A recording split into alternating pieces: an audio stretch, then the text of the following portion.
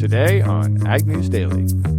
The Realtor Land Institute is a trusted survey, and they are saying that the market's down about 1% from 6 months ago.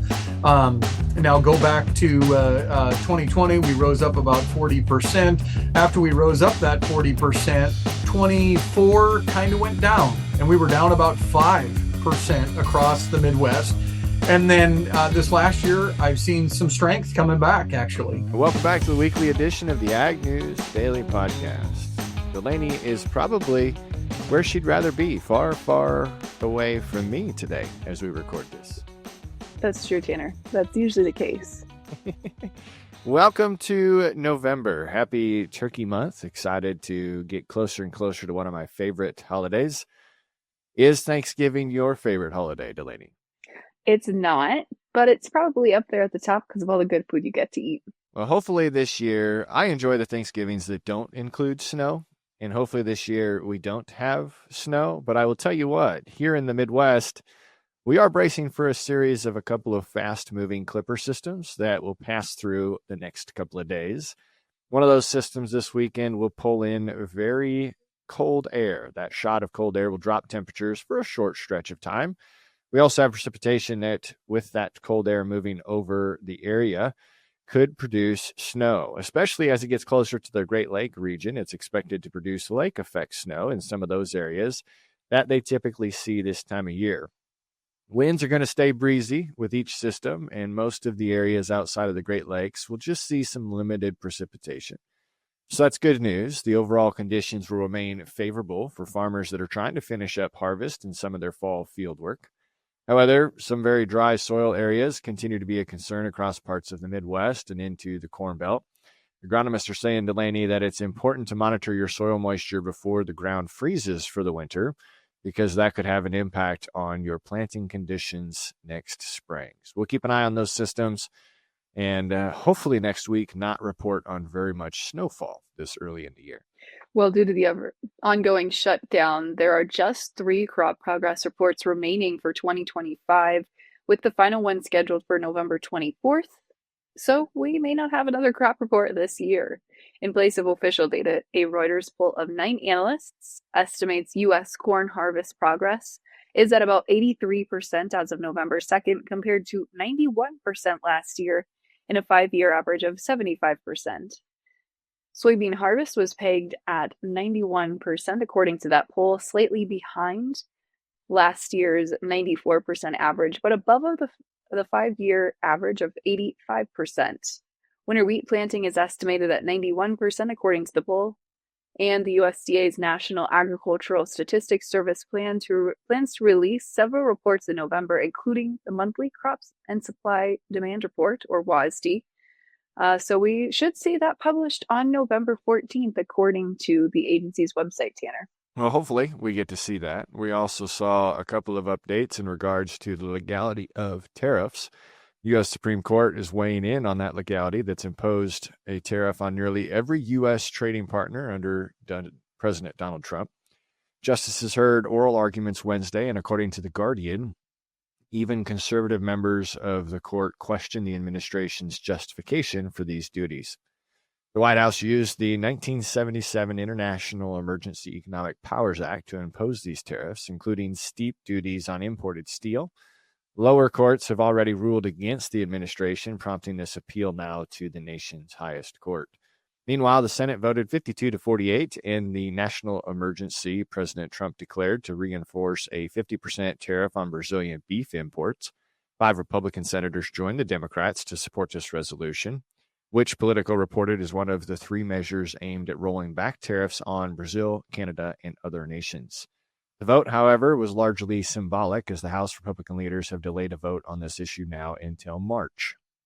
The Supreme Court has granted an expedited appeal, a decision that could still take months, but the administration has said it plans to use tariff revenue to fund farm relief payments. But Rusty Rumley, senior staff attorney for the National Agricultural Law Center, told Brownfield that it's now unclear that the ruling could affect the timing of this assistance.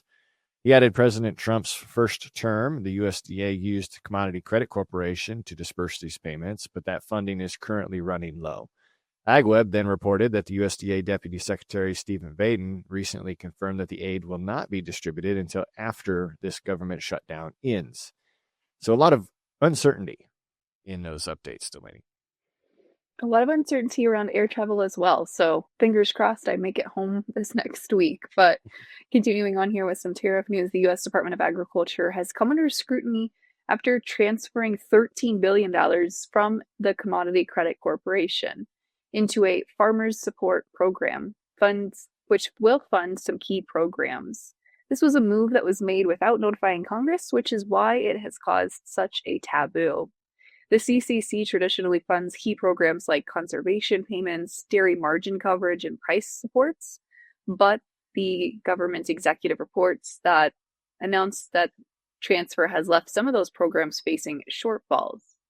About $3 billion of the money was later pulled back to help reopen USDA offices and resume essential services during the government shutdown.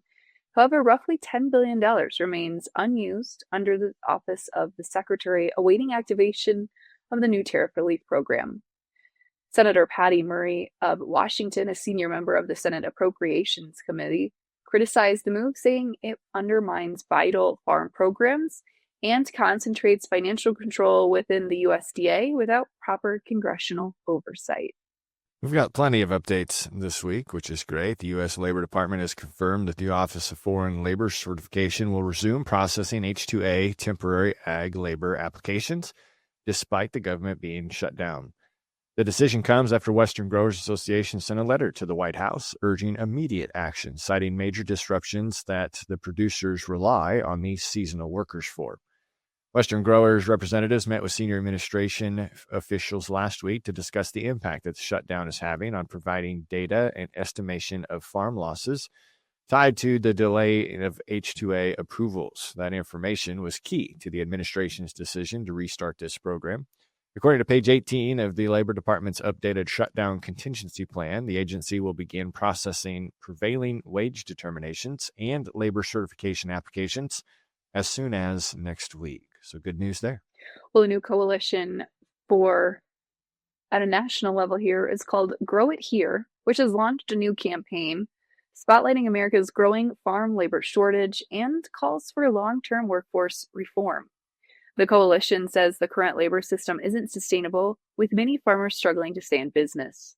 Christy Boswell, the advisor to the Grow It Here campaign and a former USDA and White House agricultural advisor, says the Department of Labor needs to lead major reforms to make sure programs like H-2A are more workable.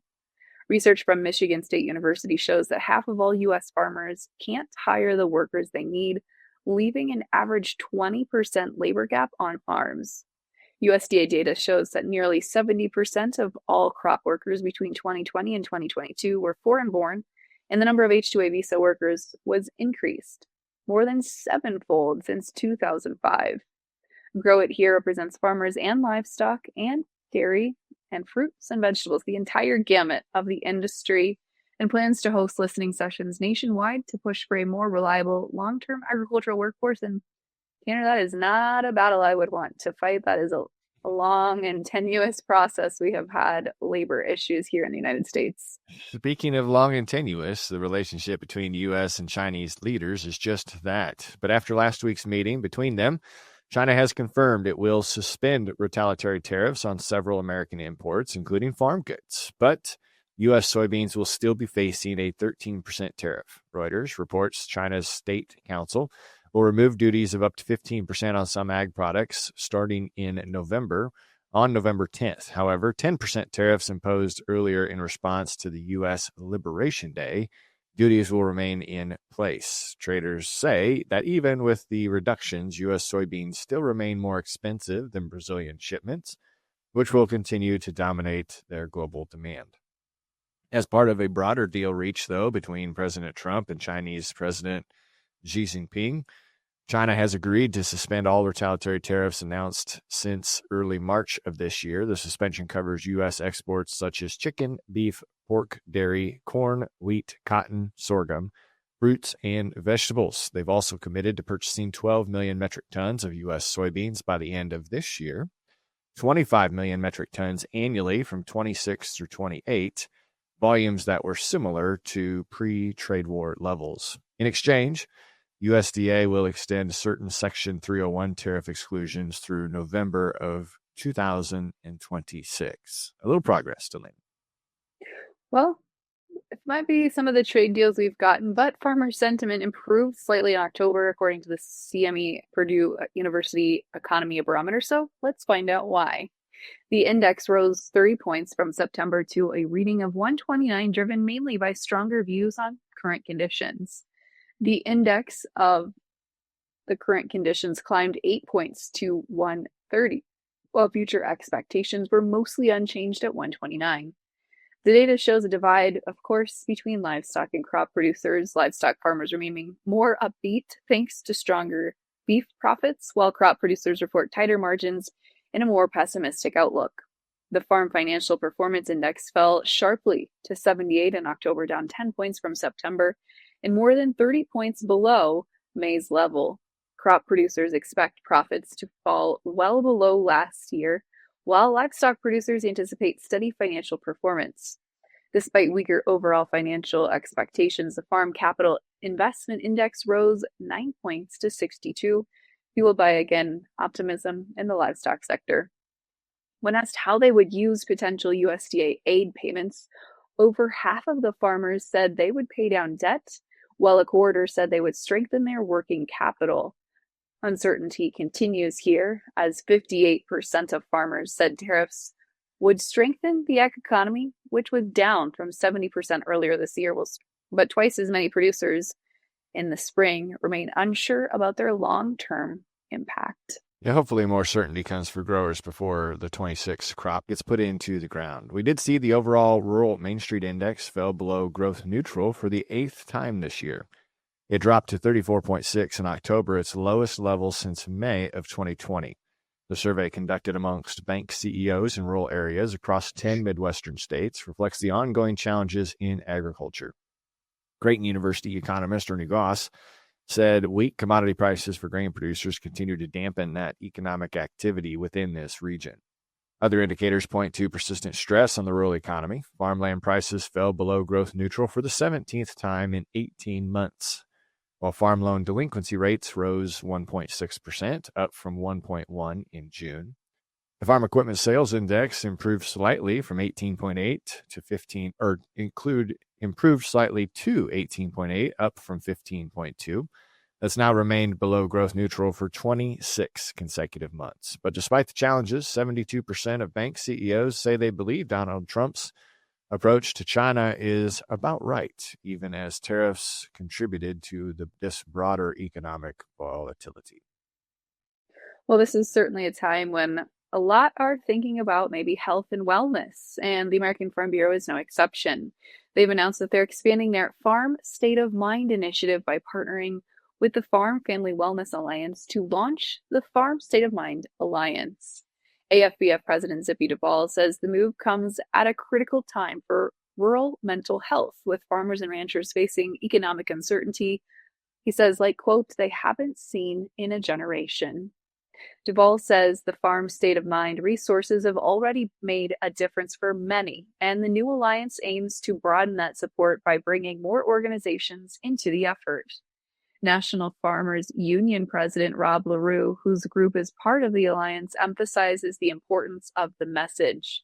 That, he says, quote, no one should have to carry the burden alone. Existing resources do remain available at fsomalliance.org. Well, we're seeing an interesting headline come out. It's called the Motorcade for Trade, a 2,500-mile, 18-state tour across America's heartland, concluded this week in Washington, D.C. It was organized by Farmers for Free Trade. The tour ran from early September through early November of 2025, covered 11 states and over 8,000 miles. This marked the second campaign of its kind, being built off of the 2019 tour that supported the USMCA passage with 47 stops nationwide. Farmers consistently shared their concerns about the economic pressures, including trade volatility, rising input costs, and limited market access, emphasizing how critical international trade is to the viability of family farming operations. With about $170.5 billion in annual agricultural exports, supported more than 1 million full-time American jobs, trade policy has directly affected the livelihoods of farmers. Top export markets include Mexico, Canada, and China, are particularly important as they learned about on this tour, but input tariffs and retaliatory trade measures could create that double squeeze effect, raising production costs while reducing export revenue. Throughout the tour, farmers voiced very strong support for maintaining and strengthening ties between Canada and Mexico and highlighted the importance of the 26th joint review of that USMCA. They hope that it would offer a chance to address the concerns and ensure the agreement continues to benefit American agriculture. Farmers also expressed frustration over abrupt shifts in the trade policy. Investments in land, facilities, and multi-year production plans are based on a stable market, but sudden policy changes and tariffs along with long-standing trade partners will undermine the certainty that is necessary for making some of those decisions.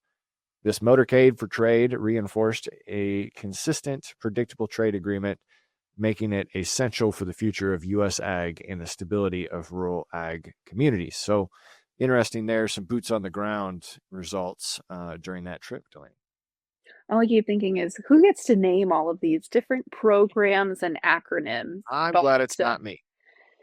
They do a good job. Some of them maybe are a little wordy, but they're very catchy for the most part. Switching notes here, U.S. ethanol production reached a record high last week, according to the Energy Information Administration. Production averaged 1.123 million barrels per day, up 32,000 from the week prior, and 18,000 barrels higher than a year ago. The increase comes as ethanol producers work to meet current and anticipated demand, with more corn becoming available as harvest winds down in key growing areas. Stocks of ethanol rose to 22.655 million barrels, up 288,000 barrels from the week prior, and 635,000 higher from last year.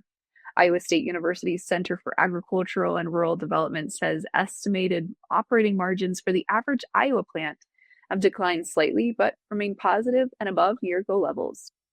Despite higher production, net ethanol inputs purchased by refiners and blenders and gasoline supplied to the market were slightly lower, according to the Renewable Fuels Association.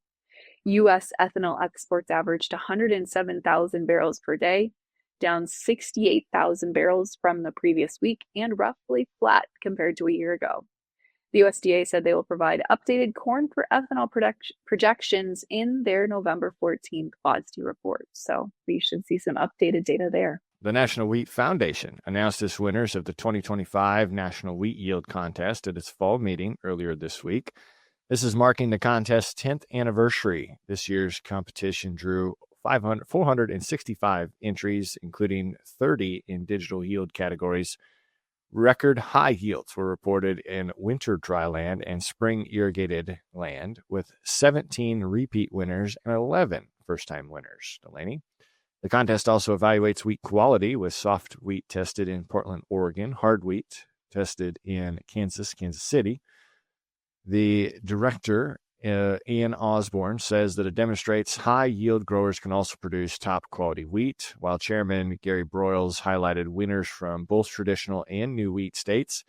The Quality Award winners will be announced in mid-January of 2026. So excited to be able to report on those as well. Well, one thing we continue to report on are land value prices. I'm excited for today's interview, Tanner. It's one of your, I'm going to say, BFFs. We caught up with David Whitaker to talk about current land values and what's driving that farmland market. So let's jump into that conversation now.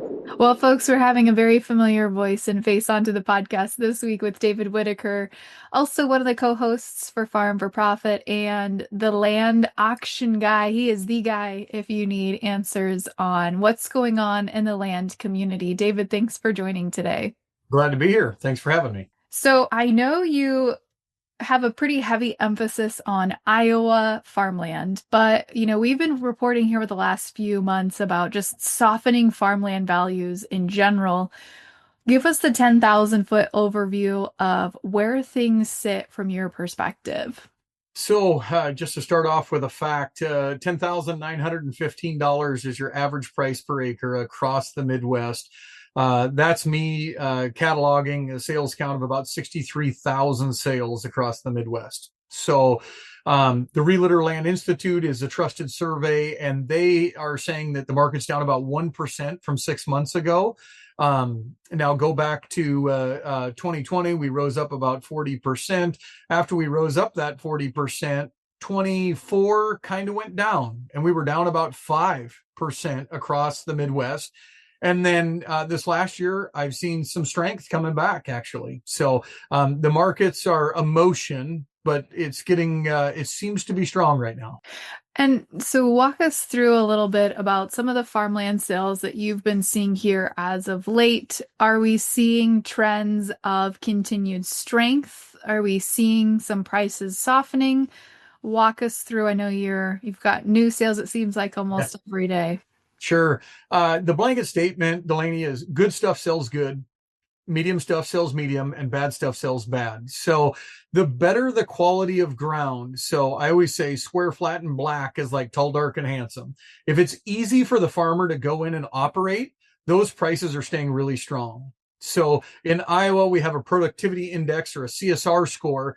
The better the score, the better the price. So to your question, there was a sale just today in Northwest Iowa, over $20,000 an acre, which everywhere else on the news, we're hearing farm crisis, farm crisis, farm crisis. But there is still a lot of strength in the farmland market. It's a solid asset. I sold a couple last week in eastern Iowa that averaged $16,000 an acre. Those were all really good farms. Back up about a month and a half ago, I had a medium quality to low quality farm. So 100's the best score in Iowa, and I had some 60s. So medium to lower quality. And it was tougher at the auction. We actually did not get it sold at the auction. And we were asking for about $7,500 an acre. So we got two extremes. The really, really good stuff, still a high demand and high prices, and we're setting records at 20,000+ an acre. That medium stuff is where I think the advantage is, where there could be a market where you might get a deal and it might go strong. That really is neighbor dependent. And then some of the lower quality stuff, you get into the timber ground, the hunting, and the lower quality, it seems to be just staying steady with an average of at about 5,800 an acre. So a little snapshot. That's great. I think that gives a really good perspective. The other thing you were mentioning there is the farm in Northwest Iowa selling for 20,000 plus an acre. I just think, how are they funding that large of a sale? Are you seeing any trends as far as, are these cash sales? Are they leveraging existing pieces of ground? What kind of trends are you seeing there? Sure. So I'm still about 80% of the buyer base right now, Delaney, is the neighbor farmer. Okay. 20% is an investor with air quotes on it. So what's an investor? Is an investor a 10,000 acre farmer in Iowa that is, 4 or 5 families together? Yes, that's an investor. Is an investor someone from Baltimore who called me last week that has 38 million and would like to invest it in farmland? Yes. They normally have margins though, and their margin is about 2.5%.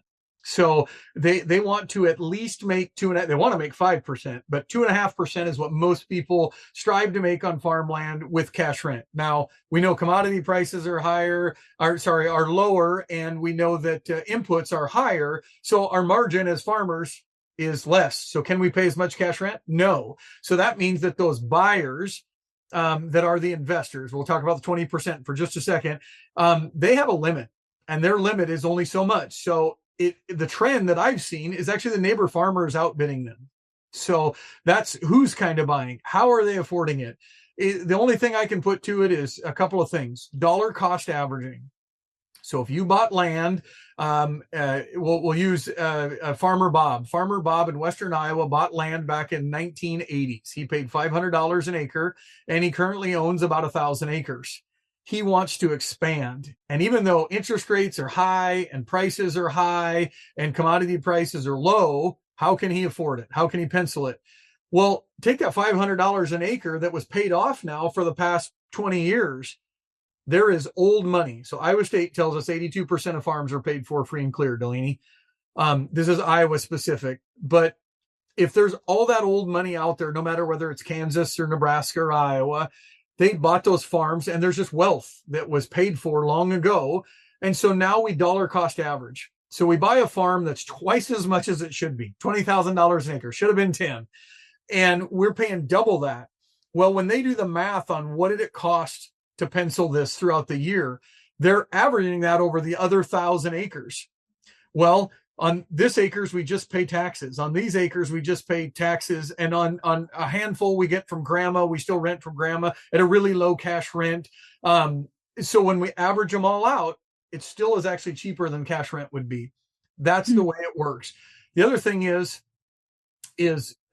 so older money that's been there. Okay. The cattle market's been strong. And where this sale was in particular is Northwest Iowa. Big cattle contingent up there in Northwest Iowa. So they might have some money from different assets that they can bring to the table. So that's kind of what I'm seeing. There's money coming from somewhere, either other assets, investors, or it's just old money that's been there and they're dollar cost averaging it. I'm curious to know if you're seeing any other maybe trends on age, geography, or even the method to sell. Are they going auction? Are they going private bid? What other trends might you be seeing? Sure. I'll get to the auction style here in just a second. The trend that I'm seeing is a lot of people who are sellers are the kids of a third generation removed farmer. So they live in wherever, Missouri, New York, Florida, and they inherit this land and they're like, well, we don't farm. So what are we going to do with it? They're going to do two things. They're either going to manage it and have somebody manage it or keep going with current tenant, or they're going to sell it. Oftentimes, if the parents left to 3 kids, so baby boomer generation, so we're talking generational, they had 4 or 5 kids. If they had 4 or 5 kids, now they inherit it. What are they going to do with it? One brother or sister always wants to sell, and they tend to ask the other brothers and sisters, hey, can we sell? We should sell. So that's who's selling. So that's a trend I see is as that demographic ages out, we have non-participating farmers. So what do? They're going to sell or they're going to cash rent it out. Okay. Now, how are they going to get that done? To your question about how are we seeing it done? Let me back up one second. The buyers. So that's the sellers. The buyers, generationally, I see a lot of guys that I've called that are 75, so paid off, should have wealth, etc. And they're like, Dave, I just don't want to go any more in debt in these times. So where I had buyers 75 plus, I don't anymore. So now I think the trend that I'm seeing is that 45 age demographic on up to 75 is really my buyer set. Past that, they're like, I don't want to go another million in debt. I'm 75. I'm out. So that's the age demographic. I'm seeing younger people trying to buy, but of course, younger than that wants to buy. So the 20s and the 30s really want to buy, but they don't have the money. So now how are we selling it? To the second part of your question. I did some numbers before I hopped on the call here, and I did last year compared to this year and amount of sales. Last year total, so this is the whole year, we had, hold on one second here, we had 957 sales total. That was the whole year. Now we still have 3 months left out of this year. We've only done 553 auctions. So that's just auction data. So of those auction data, I went online and looked at my database. So far in Iowa specifically, there's been 4,000 sales, 3,927. So 14% of all the ground that is sold this year so far sold by auction. So 14% sold by auction. So that could be a sealed bid. That could be a live outcry sale, a simulcast, meaning internet's included, an online countdown, internet auction, or it could be a timed sale. Here's what I'm seeing. Good stuff sells good. Good stuff should go to auction because we have competitive bidding. Auctions work with competitive bidding. I've seen a whole lot more sealed bids. So what is a sealed bid? Sealed bid is, hey, Delaney, by 8 o'clock on Tuesday, give me your highest and best offer, period. And so that helps the sellers. How? Well, different than a listing, it forces buyers to be decisive. Tuesday at 8 o'clock is when we're done. If they were on the fence, they got to crap or get off the pot, if you will. Okay. It also still breeds competition. So there's still an auction aspect to it. Well, what is the neighbor Bob going to give for this? I just don't know. Well, doggone it. So now who am I bidding against? I'm bidding against myself. I don't know if anybody bid. I can't see the other people bid. So now it's just truly, what are you willing to give, Dave? How much is this farm worth to you? So where this works and why we're seeing more of it is if we went to a traditional live auction today, which is what I like the outcry, talk fast. I can look at Delaney to my left and say, she just bid 13,000. Sure. I'll give the next bid. The auctioneer might ask for 500 more, 13,500. Okay. And she can look at me and see me and outbid me. Well, currently, I think most people with cash are the buyers. Who's the backup bidder? The backup bidder is actually the guy that might need the financing. If they need the financing and interest rates went from 2.9% on farmland up to 6.5%, guess what? The bank won't let me spend as much. So what happened to my backup bidder? Their price went to where they were going to give 13.5. Now all of a sudden they're down to 10.5. Okay. If you're the cash buyer, how much do you have to bid? At a live auction, one bid higher than the underbidder. So if the underbidder is a guy that's financed, well, his price just went down $3,000 an acre. Okay. So now you, as the cash buyer, might have been willing to give 13,000, but you weren't pushed there. And by push, you need to have another bidder, right? So you're one bid higher than whatever the unchallenged bidder is. Okay. So you'd have bought that for $100 more an acre than he did. So 10.5, you get it for 10.6. Whereas if we said sealed bid, take this type of sale, tell you what, give me your highest and best by Friday at 8:00. Well, now you're like, well, what'd the other guy give? Well, I don't know. We don't know what the other guy gave. How much are you willing to give? You're going to see more of that on the mediocre ground. Good stuff where there's competition, it always sells good. But on the mediocre and lower end ground, you're going to see more sealed bid and just list it. If you know the price you want, you list it. If you want to see what somebody's willing to give, you take it to auction. That's really interesting to walk us through some of the psychology behind the sealed bid, because I've definitely seen a lot more of that type of ground coming up for sale with the sealed bid as the option. So I appreciate peeking behind the curtain a little bit. So now maybe some of our listeners can understand some of that psychology as well. I think the final question I have for you is succession, right? You mentioned already baby boomers, they're retiring, they're passing away, etc. Their kids are taking over. But we know that the average age of the farmer is 59, 60 years old, maybe higher in some states.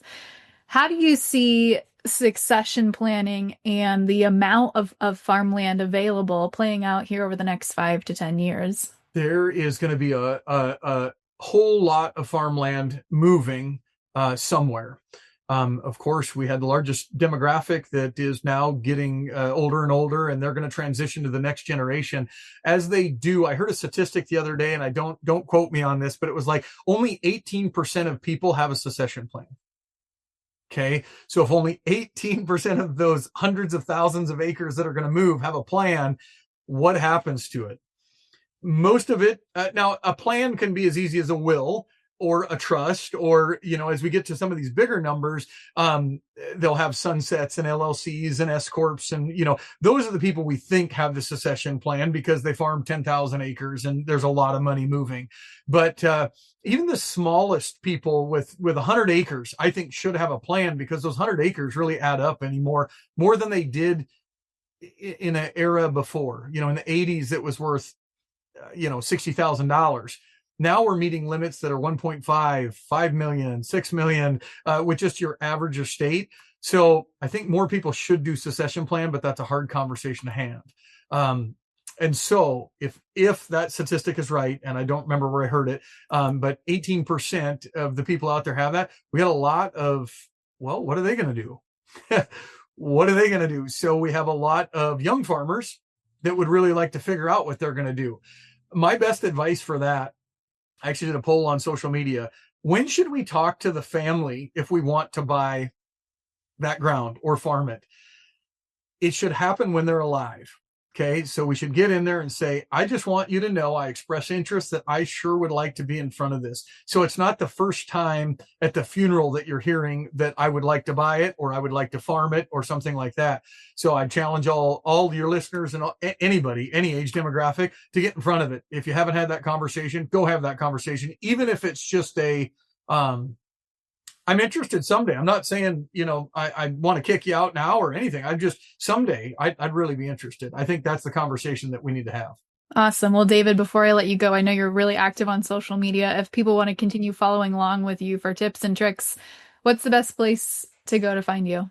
Sure. Facebook, it's just my name, David Whitaker. All other platforms, it's Farmland Guy on TikTok, Insta, et cetera, et cetera. But yeah, love to connect. I'm glad you're able to chat with Dave. Certainly a busy guy out on the hunt right now as far as that goes. So we wish him the best and thank him for providing his input there.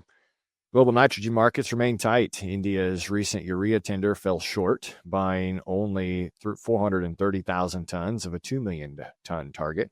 And traders will expect another tender soon. Europe's smaller purchases are keeping prices elevated, while North American inventories are limited due to production downtime. We're seeing ammonia demand strong for fall corn applications, and tight UAN and urea supplies could support prices if the farm gate demand starts to pick up. China's earlier strong exports added some supply, but uncertainty about future shipments will keep these markets on edge. For phosphate, China's export window closes on October 15th with no extension, cutting global supply. Normally a major exporter, China is now expected to ship less than 4.5 million tons this year. This is going to keep prices high. Here in North America, tight supplies and strong crop yields are driving farmers to reapply phosphate to protect their 26 yield potential. Market watchers warn that even a small increase in demand could push these prices much higher. So buyers are advised not to wait. But what do we see on the commodity side, Delaney? Well, maybe one quick note there. Josh Linville will be at National Association of Farm Broadcasting's annual convention here in a couple weeks. So we're going to catch up with him, I hope, in person to get some fertilizer market updates. But in the larger commodity markets, the heaviest losses this week were in the soy complex, with both soybeans and soy meal under some significant pressure. Meal futures were overbought and due for some correction, and given the absence of continued Chinese soybean purchases after last week's big announcement and purchase, the entire complex has corrected. Fresh news remains limited, and this is putting more emphasis on some technical trading this week. We're also seeing an early positioning for next week's WASDE report, since we have not had one in almost 2 months now. Corn values have hit their highest level since July, and finally Brazil's 25-26 ethanol production is up for the year according to some recent data. But we'll get that WASDE report here within the next week. And markets are still certainly chewing on local news for basis, and some of those things. Basis is still continuing to remain strong in a lot of areas, Tanner. But that's what we know today is going on in the markets. That's right. Well, I know farmers are busy, so thanks for tuning in to us this week. Hopefully we don't freeze up tight here in the Midwest so we can finish our fall tillage across most of the area. Always excited to be able to provide you guys with updates. We appreciate you tuning in to us. You can always find us on social media and YouTube. Make sure if you've got ideas for us, you share those in those comment sections. But Delaney, for today, what do you say? Should we let them go? Let's let them go.